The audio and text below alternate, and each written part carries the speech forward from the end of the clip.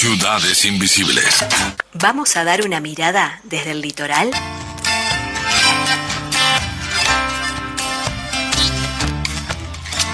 Buena mañana para el litoral. ¿Cómo le va, don Álvaro Guigú? ¿Qué tal, Diego? Un gusto a ti, a Fede, a toda la audiencia. Y la ausencia de Fernanda, se nota hoy, ¿eh? Sí, por supuesto que la extrañamos mucho, pero ahí la tenemos justamente en una cámara de hibernación para que más temprano que tarde ya pueda estar por acá. Así que le mandamos un beso. Recuperación. Sin dudas que sí, es importante. Bueno, Álvaro, estamos en un mes particular. Hemos ya tenido contacto incluso la semana pasada cuando hacíamos la previa de la Marcha del Silencio, también con lo que iba a estar pasando allí en Paysandú, toda la movida que se generó. Y este mayo, mes de la memoria, es también un territorio en disputa, que se ve en muchas acciones, y de eso nos venís a comentar, de lo que está pasando por allá.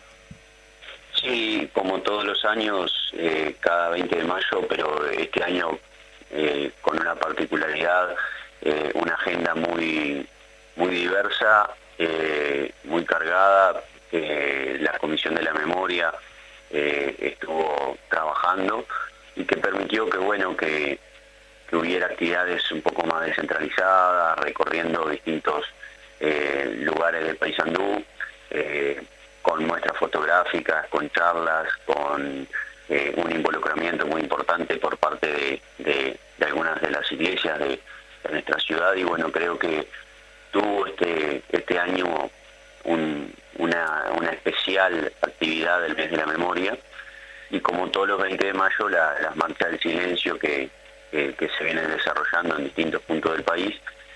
Pero apareció también algo que no fue exclusivo en Paysandú, también sucedió en Salto, con la característica de que en Salto la intervención por parte del ejército en pintar letras había sido en unas letras privadas que están a cargo del centro hotelero de la zona de Daimán, y que bueno, el plenario intersindical de Salto, la Comisión de la Memoria del departamento vecino, terminó resolviendo solicitar y acordar con las autoridades hacer una intervención similar para el día 20 de mayo en Paysandú, en un espacio público. Las letras, tanto Paysandú, las que están al ingreso, como la Heroica, que están en el anfiteatro del Uruguay, en la costa, son lugares públicos, son propiedad de la Intendencia, y habilitó la Intendencia que el ejército hiciera una intervención pintando de camuflaje las letras de la Heroica, lo cual, bueno, llamó la atención. Para algunas puede ser algo que tenga un tinte de provocación, porque hay que recordar que tuvo la característica este año de que el ministro de Defensa resolvió elaborar y elevar al Parlamento un proyecto de ley donde legaliza el mes de mayo como el mes del ejército. O sea, no alcanza con solamente tener el Día del Soldado el 18 de mayo, más allá de la discusión de si es el mejor día o no, pero algo que está instalado desde el año 96 y que previamente también siempre se celebró el 18 de mayo como el Día del Soldado, el Día del Ejército Nacional, sino que ahora también hay un proyecto de ley para que el mes de mayo sea el mes del soldado, cuando en realidad todos sabemos que el mes de mayo es un mes especial.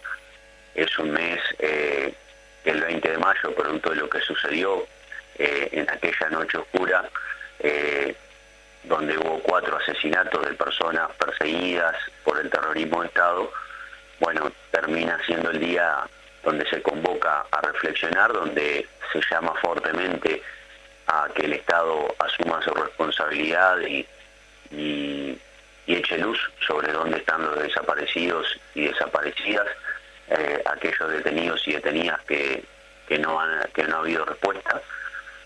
Y bueno, parece ser como una provocación de poner en disputa el mes, cuando en realidad esto debería ser una convivencia pacífica entre que un 18 de mayo se celebre el Día del Ejército con todo lo que eso conlleva, y no por entrar una vez más, y creo que esta es lo que más nos debe preocupar, en que desde el gobierno, desde un secretario de Estado, directamente se asuma poner a la sociedad en si se está de un lado y se está del otro, cuando en realidad el soldado uruguayo es mucho más que lo que pasó en aquella noche oscura, y no es responsabilidad de quienes hoy visten la ropa militar lo que sucedió en aquellos oscuros años, ¿no?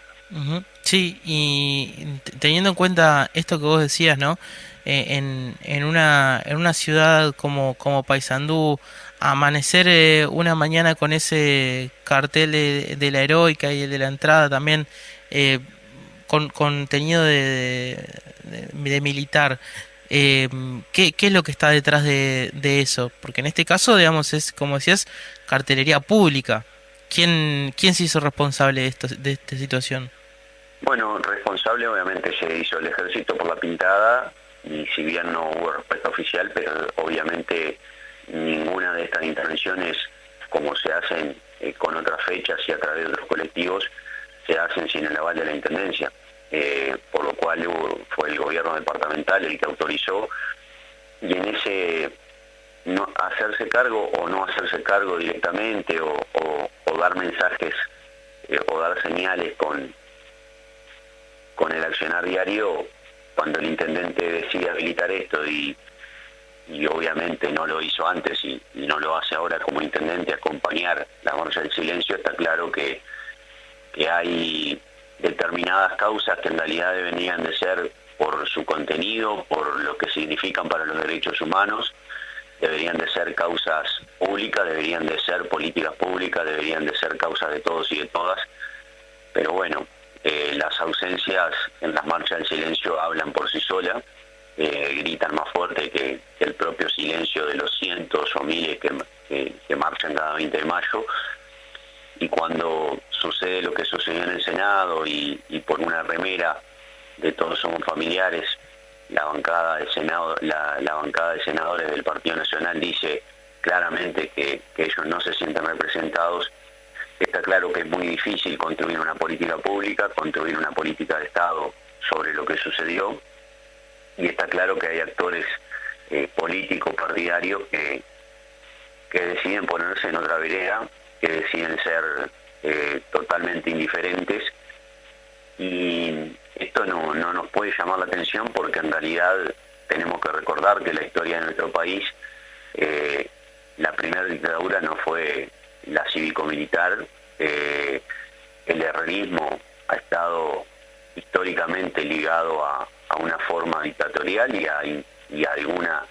la primera dictadura que tuvo nuestro país nació desde esas filas, por lo cual no nos puede llamar la atención cuál es el accionar ahora de quienes vienen del intestino del herrerismo y de quienes vienen el herrerismo como una filosofía y una ideología de vida, ¿no? Ujú. ¿Cómo fueron las reacciones de las organizaciones de la sociedad civil? No sé si los partidos políticos se han manifestado allí en Paysandú ante esta pintada. Sí, el Frente Amplio ese mismo día que aparecieron las letras sacó una declaración precisamente reflexionando y saliendo de esa falsa dicotomía familiares versus soldados. Ujú. Llamando a la sociedad a reflexionar sobre el 20 de mayo, a comprometerse esa fuerza política con lo que significa la lucha por los derechos humanos y por memoria, verdad y justicia. Y después, tanto la Comisión de la Memoria como las distintas organizaciones sociales y político-partidarias que adhieren a la causa, lo que decidieron fue contestar con intervención, primero con una marcha que fue importante, seguramente entre las más importantes de las 27 marchas que se han realizado, y después con intervenciones urbanas, callejeras, en la propia zona del cartel de la heroica que fue camuflado. Se hicieron intervenciones con margaritas hechas manualmente, se hicieron intervenciones en canteros de avenidas, en columneras, y también en la calle principal 18 de julio y en la principal Plaza Artigas, con fotos de familiares, de desaparecidos, y bueno, terminó siendo una respuesta en paz, pero contundente y clara, poniendo en valor lo que es la reivindicación de memoria, verdad y justicia, ¿no? Ujú. Sí, es sumamente importante que siempre ante este tipo de situaciones el pueblo organizado responda, ¿no? De alguna forma. Por ejemplo, lo vimos sin ir más lejos en los últimos partidos, trayéndolo un poco acá para la capital de Aguada con Peñarol. Se manifestó en el partido anterior la hinchada de Aguada, y ayer la hinchada de Peñarol también en este partido, teniendo un motivo extra para hacerlo, que había sido lo que había ocurrido el fin de semana en el campeón del siglo, y esa prohibición de ingreso con remeras de familiares. Se responde también ante esos atropellos a la causa, una causa que es nacional, que es de todos y todas, de forma firme y que se haga sentir. Y creo que es el camino, es el camino que históricamente el pueblo uruguayo organizado ha tenido, responder con iniciativa, con creatividad y diciendo, bueno, presente, y marcando claramente que hay un pueblo organizado que adhiere a la causa y que está dispuesto a seguir reclamando y a seguir haciéndose sentir. Y del otro lado, bueno, queda claro que hay actores políticos que aún en su responsabilidad de administrar el Estado no pueden dejar de lado lo que sienten, lo que piensan, y que bueno, apañan y seguramente también fueron parte o son herederos de aquellos civiles que acompañaron esa dictadura y que fueron responsables de perseguir a uruguayos y uruguayas que por pensar de una forma fueron arrastrados, fueron exiliados, algunos al punto de ser desaparecidos y de que sus familiares no sepan qué fue de ellos. Y muchas veces aparece como excusa la historia previa, que era lo que pasaba por aquella época, y olvidando lo que había sucedido en los años 50 para después tener la excusa de que el ejército respondió o los altos mandos militares y acompañados de civiles respondieron a algunas acciones de guerrilla que habían, cuando en realidad acá hubo un terrorismo de Estado que persiguió y que reprimió sin mirar de qué lado se estaba y sin mirar cuáles eran las formas de llevar adelante una lucha por sus ideas, ¿no? Uh-huh. Entonces, si llegamos al punto de que se asesinó a sangre fría dirigentes de los partidos Colorado y Partido Nacional, que lejos estaban de un accionar guerrillero, bueno, claramente hubo terrorismo de Estado, y fue un terrorismo de Estado que eligió a quién reprimir, a quién perseguir, y fue tan solo por pensar distinto y por pensar en transformar la realidad. Contanos un poco, Álvaro, cómo estuvo la marcha del silencio allí en Paysandú. Como te decía al principio, hicimos la previa, por supuesto, en esa recorrida por todo el país, en el programa especial del viernes 20, pero bueno, vos que estuviste allí, que nos traigas de primera mano cómo se vivió. Bueno, fue una marcha que, como siempre, es muy numerosa en Paysandú. Seguramente debe estar entre las más numerosas de las 27 que se han realizado. En Paysandú tiene una particularidad: se concentra en la Plaza Constitución, que es la segunda plaza, digamos, en importancia, la más céntrica, donde está el monumento a Leandro Gómez, el sitio de referencia de la defensa de la invasión portuguesa y de lo que significó aquella gesta heroica. Y de ahí se transita por la avenida principal hasta la explanada del Liceo Departamental, el Liceo número 1 de Paysandú, que bueno, en su explanada hay un sitio que recuerda a la sanducera desaparecida en el Zagadea. Además se dio la particularidad de que post pandemia es la primera marcha del silencio física sin Mela Gadea, su hermana, uh-huh, que bueno, falleció hace un par de años, y que bueno, tuvo esa característica especial, y tiene esa llegada al memorial, un contenido muy especial para los sanduceros y sanduceras que bueno, recuerdan a esa estudiante que fue desaparecida en Chile en 1976, el mismo año que en el batallón número 8 de Paysandú asesinaban con tortura al trabajador portuario Hugo Fernández, ¿no? Bien. Álvaro, estos últimos minutos te cambio de tema, porque hoy amanecí con la noticia, te llevo para el deporte, tu otro palo fuerte, Lléveme. de el Loco Abreu va a andar por Paysandú. Va a andar por Paysandú, el Paysandú Fútbol Club, que es el proyecto de insertarse en el fútbol profesional de los sanduceros y sanduceras. Hay que recordar que Paysandú tuvo dos experiencias. Por un lado tuvo una que fue netamente desde lo deportivo y que a través de aquel primer intento de integración que buscaba ser netamente de lo deportivo, que después terminó siendo un mix entre logro deportivo y querer tener una plaza profesional, el Paysandú Bellavista, que en realidad fue el Atlético Bellavista de Paysandú, que para lograr mayor adhesión de los sanduceros y sanduceras se le denominó Paysandú Bellavista, que tuvo un primer semestre muy bueno, repitiendo lo que venía haciendo en el fútbol de OFI, y que después, bueno, se le vendieron espejitos de colores y terminó en despilfarrar los pocos fondos económicos que tenía y terminó con una deuda muy importante, saliendo del profesionalismo, volviendo al fútbol de Paysandú y al fútbol de OFI. En el medio surgió el Paysandú Fútbol Club, por allá por el 2003. No logró que fuera un equipo que tuviera el acompañamiento del público de Paysandú, que lograra que Paysandú se identificara con él.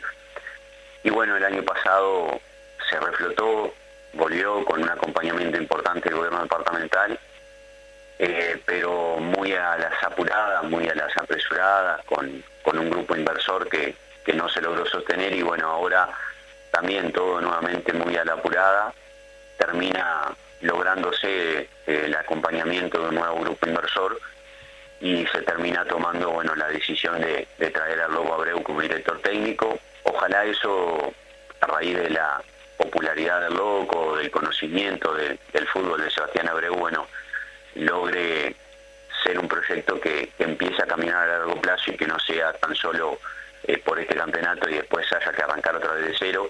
Creo que un poco lo que se apuesta es a eso, a arrancar un proyecto a largo plazo, y que en Paysandú hay lo fundamental, que es materia prima, así que ojalá sea a través de este Paysandú Fútbol Club y a través de la integración que empieza con la Copa Uruguay este año, con los clubes que están representándonos en la Copa Nacional A de OFI, como Huracán y Bellavista, y el año que viene ojalá con alguno más, teniendo en cuenta que este año van a estar Litoral y Estudiantil en la Copa B como campeón y vice de Paysandú. Bueno, empiece Paysandú a insertarse en el fútbol uruguayo, porque es una plaza muy importante, porque claramente cada vez que llegan los equipos grandes, equipos del fútbol uruguayo, Paysandú termina siendo un centro de atracción, de lugar, de gente que está ávida por el fútbol, ya sea del departamento o también de la región, ¿no? Ujú. Sí, materia prima sin duda que hay. Sin ir más lejos, ayer veía que participaban ayer o anteayer creo, de un partido solidario, Maxi Gómez y La Quintana, por ejemplo. Sí tendrá material Paysandú para mostrar todavía. Totalmente. Ha sido históricamente un exportador de jugadores. A ver, por ejemplo, los otros días se oficializó el nombre de las zonas del Estadio Artigas, una con el nombre de Juan Martín Mujica y otra Juan Vicente Morales, jugadores que fueron campeones de América y del mundo con Nacional, con Peñarol, con la selección uruguaya, y así podemos nombrar, por ejemplo, a Luis Cubilla, uno de los más ganadores de toda la historia y de los hombres más importantes en la historia de la Copa Libertadores, que también fue sanducero. Entonces creo que hay materia prima, hay una estructura de fútbol local importante que, bueno, ojalá pueda proveer al Paysandú Fútbol Club, pero también a los equipos que están participando en Copa OFI, y el Uruguay se merece un fútbol mucho más integrado y totalmente distinto al fútbol que tenemos, ¿no?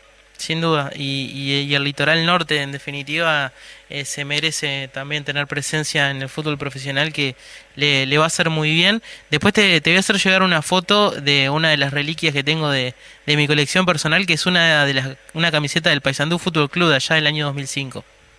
Bueno. Una ¿Qué? linda camiseta. La que tiene ahora, si se usa la misma del año pasado, es una camiseta que a mí me gusta mucho. Es blanca con los colores de la bandera en el centro, verticales. Ujú. La de aquella época era netamente blanca con el escudito, ¿no? Ahí Los está. vivos rojos y azules. Totalmente. Álvaro, un placer como siempre recibirte cada 15 días y nos volvemos a encontrar para charlar sobre el litoral. Nos volvemos a encontrar seguramente hablando de otros temas, como por ejemplo el intento de inversión privada fuera de las áreas donde se debe hacer desarrollo industrial, y la parsimonia o la mirada indiferente del gobierno a los reclamos de los vecinos. Un gran abrazo y hasta la próxima. Estás escuchando Ciudades Invisibles.